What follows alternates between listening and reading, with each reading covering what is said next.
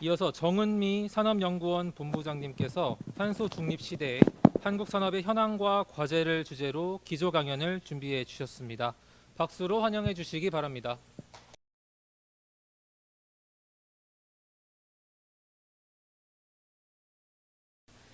예,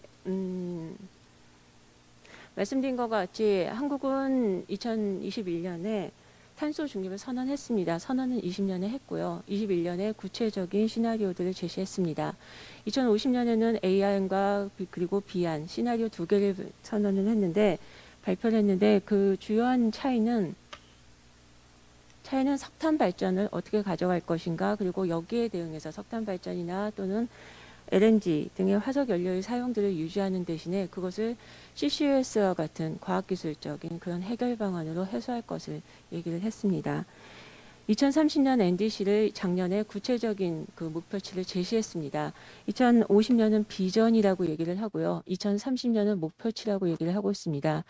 2030년, 2050년 둘 다 보시면은 발전에 있어서는 차이가 있지만 산업 부분에 있어서는 동일한 단 하나의 시나리오를 제시했습니다. 이것은 가장 할 수 있는 지금 생각할 수 있는 가장 강력한 그러한 목표와 수단들을 모두 강구했다라고 보실 수 있습니다. 2030년의 산업 부분은 14.5%까지 감축하겠다였고요. 전체적으로 2018년 대비입니다. 국가 전체적으로는 40%의 감축을 선언하면서 에너지 부분과 나머지 부분들, 건물, 수송 부분들은 40% 이상의 감축을 선언한 반면에 산업 부분은 14.5%를 제시했습니다. 이것은 한국 산업에 있어서의 특수성, 그리고 2030년까지 우리가 우리가 동원할 수 있는 수단들에 있어서 다른 부분과 산업 부분이 차이가 있다라고 하는 것들을 반영할 수 있습니다. 그럼에도 불구하고 윤석열 정부는 에너지 부분에 있어서의 그 가정 그리고 목표에 있어서의 그 지나치게 도전적이다라고 하는 것과 우리가 가질 수 있는 그리고 우리가 활용할 수 있는 수단들이 원자력 부분을 좀 더 적극적으로 하겠다라는 부분들 속에서 지금 약간의 가변성은 갖고 있습니다만, 그러나 국가 목표 40%는 국제사회에 제시한 것이기 때문에 이 부분은 큰 변화가 없을 것으로 예상은 하고 있습니다.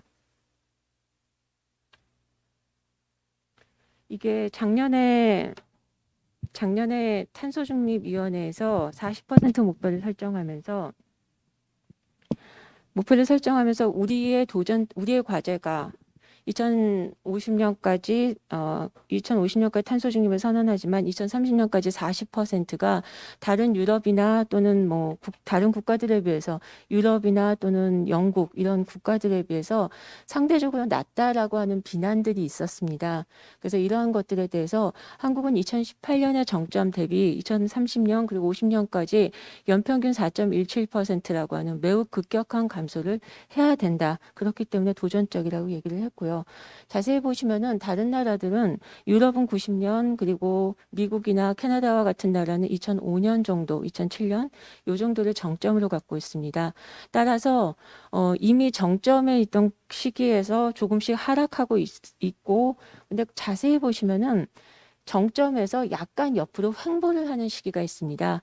즉 정점에서 고정하지 않고 내부적으로 기술적 수단과 그리고 산업 구조화 그리고 거기에 따른 그 투자 부분들에 있어서 준비가 필요했다라는 것이고요. 그다음에 에너지 부분에 있어서 전환들이 유럽이나 또는 미국 같은 경우는 있었습니다. 반면에 우리나라의 경우에는 2018년까지 계속 높아졌고요. 2018년을 정점으로 보았습니다. 그런데 2019년, 20년에 떨어졌고 계속해서 떨어질 거라고 했는데 얼마 전에 인수해서 발표한 바에 따르면은 21년에 올랐고 22년에 다시 6억 8천만 톤으로 다시 올랐습니다. 결국은 지금에 있어서의 정점을 2018년으로 잡은 것은 반드시 정점이 아닐 수도 있다라는 것들을 의미합니다.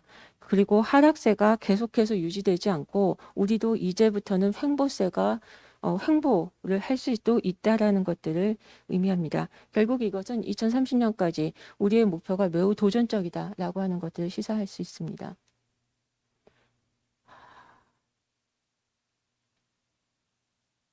그러면은 우리나라 온실가스의 배출 구조를 보시면은 이러한 과제들이 왜 도전적인가, 그리고 우리는 어떻게 감축을 해야 될 것인가라는 부분들을 알 수 있을 것입니다.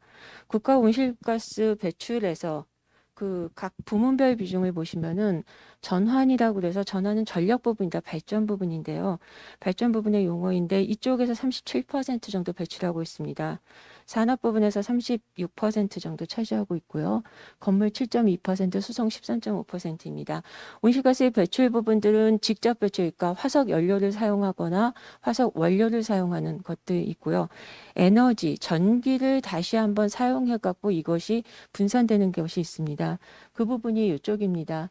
그 간접 배출 부분인데요.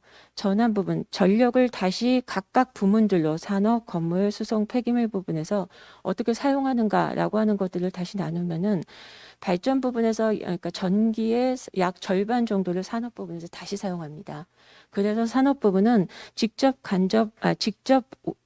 직접적인 온실가스 배출이 약 36%이지만 전기 사용에 의한 온실가스 배출까지 고려하면 54%라고 하는, 즉 우리나라에서 온실가스를 가장 많이 배출하는 부문이라는 근거가 바로 여기에서 비롯됩니다. 직접 배출 부분에서 상대적으로 그 비중이 낮았던 건물과 수송 부분이 그 다시 25% 그리고 15% 정도 튀어 오르는 것은 전력을 사용하기 때문입니다. 결국은 우리나라 국가 온실가스 배출의 전환에 있어서, 그리고 모든 국가들에 있어서 탄소 중립에서 가장 관건이 에너지 전환이었던 이유이기도 합니다. 그런데 산업 부분에서 다시 온실가스 배출 구조를 보시면은 철강, 석유화학, 시멘트, 정유 부분이 약 80% 정도 차지합니다. 이것은 철강은 유연탄, 코크스 그 제강 공정을 사용하기 때문이고요.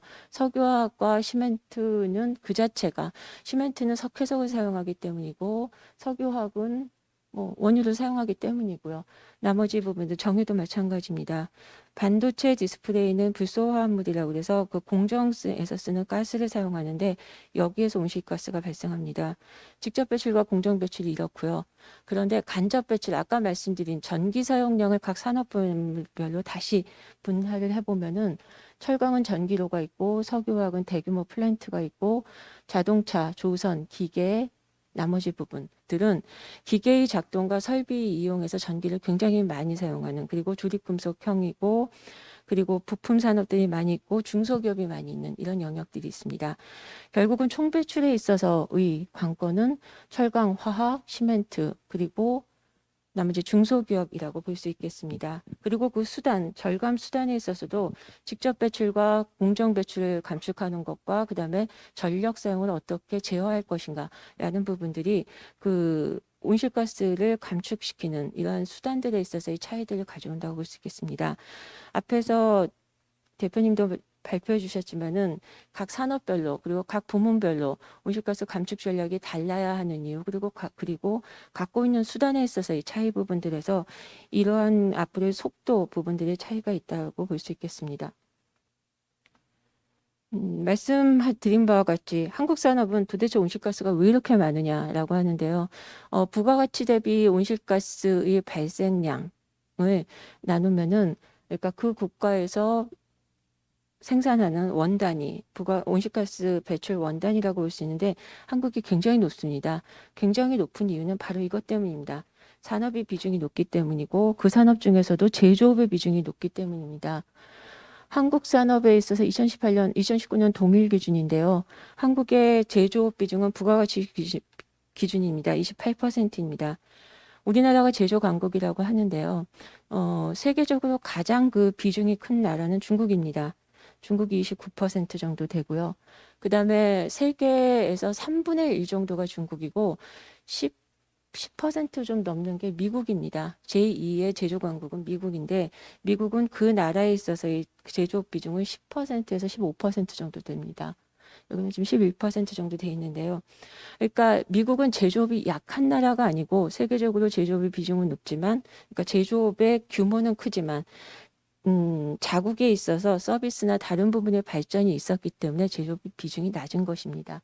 어쨌든 간 그럼에도 불구하고 제조업 비중이 이렇게 높은데요. 이러면은 뭐 후진국 아니냐라고 하시는데 우리나라 자세히 보시면은 철강, 아까 말씀드린 온실가스 다배출 업종인 철강, 화학, 시멘트 이쪽이 굉장히 비중이 높습니다. 철강화학 시멘트가 비중이 이렇게 높은 나라는 자세히 보시면 중국밖에 없습니다. 나머지 나라는 부분적으로 있고요. 이 차이가 아랫부분에 있는 빨간색으로 표시된 이 차이를 갖고 옵니다. 한국은 화학을 갖고 있고 그리고 화학을 갖고 있기 때문에 전기전자 비중이 높고요. 철강을 갖고 있기 때문에 기계산업 비중이 높습니다. 그리고 수송장비, 자동차 조선을 갖고 있습니다. 이 위에 있는 것들에 있어서 화학을 갖고 있는 나라가 기계, 수송장비, 일본 정도 갖고 있고요. 철강을 갖고 있기 때문에. 그리고 중국, 일본은 그럼에도 불구하고 음식료품이나 전기전자 비중이 상대적으로 높습니다. 결국 우리나라는 위에 있어서 이 기초소재 산업이라고 하는 철강, 화학, 그리고 반도체 디스플레이, 전기전자, 부품들을 갖고 있기 때문에 다른 나라들에 비해서 거의 모든 산업을 갖고 있고 이것이 위기 속에서도 외환위기 그리고 글로벌 금융위기 속에서도 가장 강력한 회복력을 가지는 그런 제조 포트폴리오를 갖고 있다고 볼 수 있고 이 대부분의 산업들은 국제적인 글로벌 경쟁력을 갖고 있다고 평가받고 있습니다. 결국은 한국 산업의 제조업은 자기가 갖고 있는 게 이미 많고요. 그렇기 때문에 이것을 굳이 포기하고 다른 것으로 전환할 필요는 없습니다. 산업구조의 고도화라고 하는 것은 제조업을 위축시키는 것을 의미하는 것이 아니라 다른 부분, 서비스업이나 다른 산업 부분에 있어서의 경쟁력을 강화시키고 그 비중을 늘려가면서 제조업 비중이 줄어드는 것이지 제조업 비중을 위축시키면서 산업의 구조가 고도화되고 그다음에 선진국으로 되는 것은 아니라고 말씀을 드릴 수 있겠습니다. 오른쪽을 보시면은 한국 산업은 온실가스 산업 부분입니다. 산업 부분은 온실가스가 조금씩 늘었습니다. 가운데 그림인데요. 주황색입니다. 산업 부분의 온실가스는 지난 20년 동안 조금씩 늘었는데 파란색 그 막대 그래프를 보시면은 동기간 동안에 만들어낸 부가가치입니다. 부가가치는 더 빠른 속도로 늘었습니다. 결국은 생산이 계속해서 늘어났고 그리고 산업구조가 고도화되면서도 계속해서 온실가스의 배출 집약도를 낮추기 위한 노력들이 있었고 그것이 아까 그 일기조발제에서 나왔듯이 전체적으로 계속해서 투자를 했고 기업들이 이에 대응했기 때문이라고 볼 수 있겠습니다. 오른쪽 아래 그림은 세계철강협회에서 세계 주요국들의 온실가스를 가장 많이 배출하는 산업이 철강인데 여기에 대해서 그 현존 기술로서 온실가스 그리고 에너지를 어느 정도 절감할 수 있는가 절감 여력들을 본 것입니다. 빨간색 표시 부분이 한국입니다. 한국은 이미 할 대로 너무 많이 했기 때문에 더 이상의 기술들이 들어와도 그 에너지 효율화를 할 여력이 거의 없다라고 평가된 것입니다. 나머지 국가들은 왜 이렇게 높을까요? 나머지 국가들은 2차 대전 이후에 또는 2차 대전 이전에 있었던 설비들이기 때문에 지금의 설비 개체만으로도 또는 설비의 새로운 기술들의 도입만으로도 많은 효과를 가져올 수 있기 때문입니다. 근데 한국은 2070년대 또는 90년대, 2000년대 이후에 투자가 되었기 때문에 그리고 잘 운영하고 있기 때문에 온실가스 감축 여력 또는 에너지 효율화 여력들이 매우 낮다라는 것들을 의미합니다. 결국은 산업에 있어서의 특성 그리고 지금 현재에 있어서 우리가 온실가스 감축을 할 수 있는 여지, 수단 이런 부분들이 굉장히 제한적이다라는 것들을 의미합니다. 그럼에도 불구하고 한국의 산업은 2030년 NDC 그리고 2050년 탄소 중립 비전들을 모색하면서 산업 부분의 이러한 전략들을 통해서 우리는 계속해서 탈탄소화를 도모하겠다라고 제시를 했습니다. 철강, 화학, 수송기계, 일반기계 모두 다 자세히 보시면은 새로운 공정을 만들겠다. 그리고 새로운 기술을 도입하겠다. 그리고 화학 같은 경우는 CCS와 같은 이러한 그 혁신 기술 부분들을 스스로 활용하겠다라는 것들이 있었고요. 나머지 기계나 또는 반도체 부분들, 기타 산업들은 에너지 효율화를 위해서 할 수 있는 수단들을 모두 강구하겠다라고 얘기를 하고 있습니다. 여기에서 그래서 이 특징들을 요약을 하면은 오른쪽과 같습니다. 산업의 구조를 개편하겠다. 주요 하게 만들어내는 상품들, 제품들을 변화시키겠다는 것이고요. 대표적인 경우가 자동차에서 내연차에서 전기차, 수소차로 이행입니다. 그리고 정유산업과 석유화학 산업은 석유라고 하는 말들을 빼고 화학으로 가겠다라는 것이고요. 그 다음에는 혁신공정이라고 말은 혁신공정인데 지금까지 투자가 연 1조 정도인 것은 기존의 기술과 기존의 설비들이 들어왔기 때문이고요. 여기에서 말하는 것은 그야말로 수소환원 제철과 같이 지금까지 약 200여 년 동안 자본주의 역사와 같이 한 베스멜 철강법이라고 하는 것들을 완전히 패러다임을 바꾸는 수소환원 제철로 이행입니다. 이러한 그 기술적 불확실성이 높고 그다음에 투자 효과 부분들에 있어서 리스크가 매우 큰 이러한 공정들이 들어오는 것을 의미합니다. 왜 그러냐? 라고 하면은 석탄을 안 쓰기 위해서고요. 그렇기 위해서 연료와 원료들을 모두 다 대체하는 것을 의미합니다. 그 다음에 원료의 혁신입니다. 바이오. 이제는 그냥 천연 자원들을 계속해서 캐내서 쓰는 것이 아니라 폐플라스틱, 폐스크랩, 그 다음에 바이오 이런 것들을 계속해서 쓰겠다. 배터리 이런 것들을 계속해서 사용하겠다는 것이고요. 그래서 원료를 혁신하고 그 다음에 연료를 바꾸고 이 2030년 NDC와 2050년 LEDS에는 산업 부분은 공장 내에서 수송을 하기 위한 자동차, 운반차에까지도 모두 전기차를 바꾸는 그런 것들을 담고 있습니다. 결국은 연료의 전환까지도 모두 다 하고 난방, 냉방 이런 것들도 모두 전기화하는 것들을 의미하고 있습니다. 전 과정 속에서 자원순환은 이제는 더 이상 환경의 영역이 아니라 산업의 영역으로 들어오고 있고요. 그 다음에 이제 대체가스 개발. 아까 우리나라는 정밀화학 부분이 발전이 좀 미흡해서 공정가스 부분들을 거의 수입을 하고 있습니다. 이번에 우크라이나나 그다음에 러시아 전쟁에서도 나타났듯이 반도체 가스 부분들도 수입을 하고 있는데요. 이러한 부분들에서도 대체가스를 개발하겠다라는 것과 그다음에 CCS라고 하는 키 이네블링 테크놀로지 부분들에 보다 집중적인 투자를 전제로 하고 있고 그것의 성공을 전제로 하고 있습니다. 전 과정에 보시면은 기술적 불확실성과 그다음에 투자 재원에 있어서의 동원 부분들을 모두 다 제약이 없다라고 하는 것들을 전제하고 있습니다. 따라서 이 중에서도 어느 하나라도 요건이 충족되지 않으면은 달성하기 어려운 그러한 수준의 것들을 가정하고 있다고 볼 수 있겠습니다. 다음은 에너지 전환인데 에너지 전환은 간단하게 말씀드리겠습니다. 산업 부분에서 에너지가 아까 간접 배출이 약 3분의 1 정도 되기 때문에 에너지의 안정적 공급이 굉장히 중요하고요. 안정적 공급과 더불어서 그다음에 적정한 가격 수준입니다.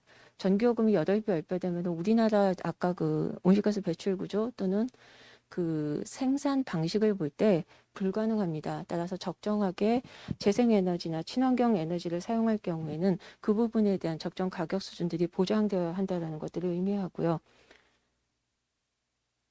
다음에 따라서 에너지 전환 정책 부분에 있어서 산업 부분의 보조를 같이 맞추는 것들이 매우 중요합니다.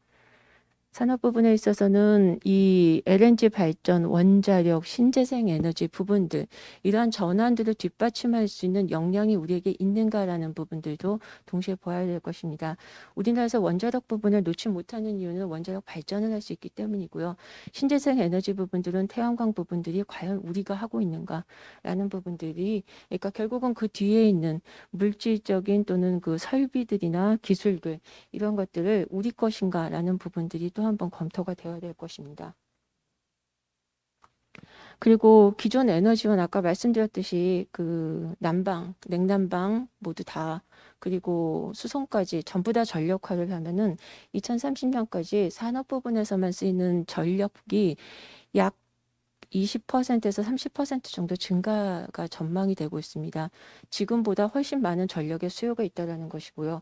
여기다가 우리가 고려하지 않은 게 있습니다. 데이터 센터와 같이 4차 산업혁명에 그리고 디지털 전환에 따라서 증가할 것으로 예상이 되어지는 전력 부분들이 고려가 되지 않았습니다. 따라서 이 부분들에 대한 대책도 필요하다라는 것들이고요.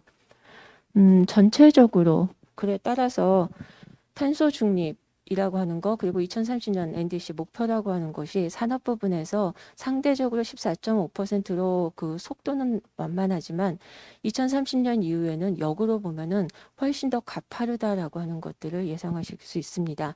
따라서 2030년까지는 지금 있는 현존 기술들을 활용하면서 2030년 이후에 있어서 매우 급속한 그런 탈탄소화 부분들에 대한 요구들을 대응할 수 있는 준비들이 있어야 되는 가장 중요한 시기라고 볼 수 있겠습니다. 따라서 산업의 탈탄소화뿐만 아니라 탈탄소는 산업의 위축이 아니라 이것을 다른 성장의 기회로 활용하기 위한 그러한 전략들과 그리고 비전들이 있어야 될 것입니다. 따라서 그린 뉴딜, 디지털 뉴딜 또는 트윈 트랜지션이라고 하는 유럽에서의 용어들은 코로나 시대에 가장 강력한 경기 회복 수단으로 있었던 것이지 그린과 디지털 그 자체가 목표가 아니라고 하는 것들을 다시 한번 강조드리겠습니다. 따라서 우리도 그린과 디지털을 새로운 성장 동력에 있어서의 원천, 수단으로서 활용하려는 이러한 것이 전략이 있어야 될 것이고요. 그 자체가 목표가 되어서는 안 될 것입니다. 그리고 디지털 전환 그리고 녹색 전환 이 모든 부분들은 하나하나의 산업이나 공정이 변하는 것이 아니라 산업의 대전환을 의미합니다. 이 대전환은 생태계 자체가 모두 다 변한다는 것을 의미합니다.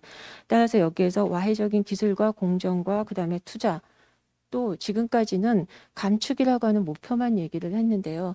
말씀드렸다시피 수송, 건물, 에너지 이 부분들이 전환하려면 거기에 필요한 설비들이 필요합니다. 설비와 제품과 기술, 그다음에 소프트웨어 이 모든 것들을 그러니까 새로운 성장 동력을 만들기 위한 제품의 R&D와 그다음에 상용화들을 필요하고요.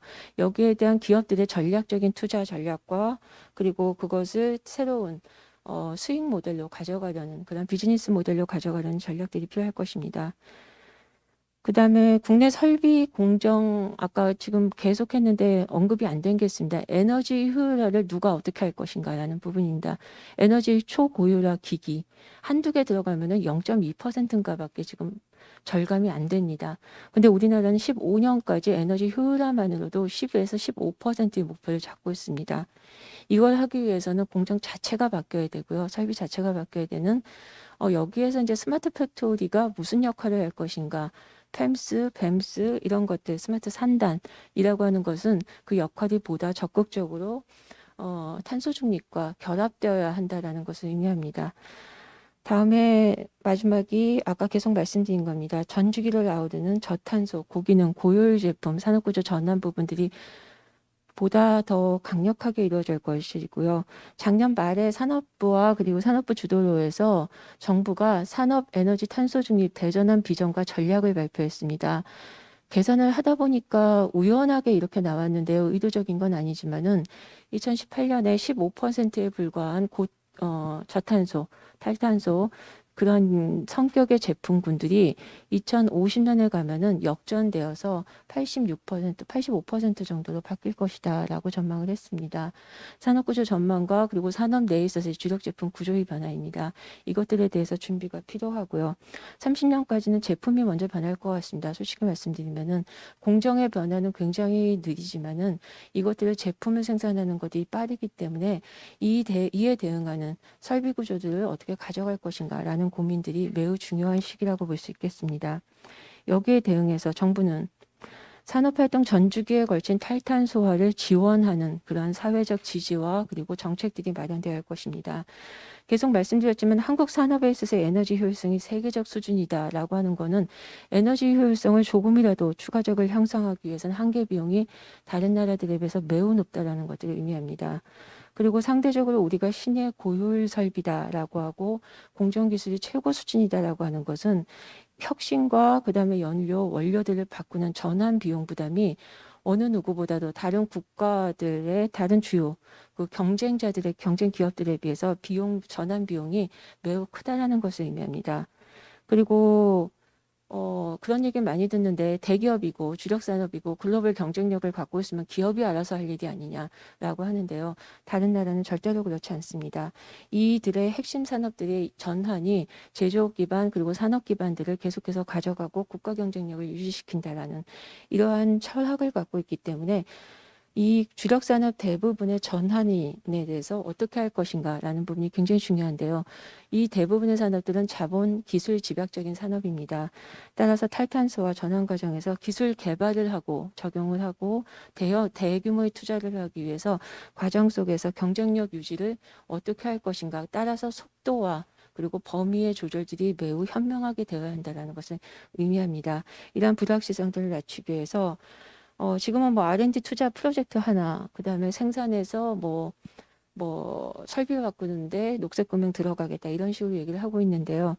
기술 개발, 투자, 생산, 전 과정뿐만 아니라 실질적으로 기업이 저탄소 또는 고기능 제품을 만들어도 시장에서 받아줘야 됩니다.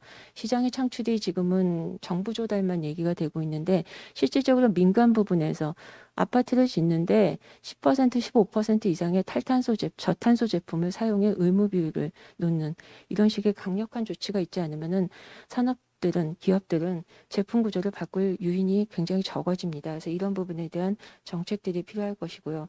계속 말씀드렸지만은 새로운 자원으로서 가장 효과적인 자원으로서 폐기물 부분들을 환경의 영역이 아니라 산업 정책의 영역 속에서 다루고 이것을 업사이클링하는 그러니까 갖다가 대충 묻어갖고 대충의 제품을 만드는 것이 아니라 더 좋은 제품을 만들 수 있는 그러한 기술과 그리고 자원으로서 대하는 이러한 국가 정책적인 체제가 필요할 것이고 이것이 사회적 인프라가 될 것입니다. 여기에 대해서 기업들도 적극적인 의지와 그리고 중장기적인 비전을 갖고 단기적인 계획들을 촘촘히 만들어내는 그러한 전략들이 필요할 것으로 말씀드리겠습니다. 감사합니다.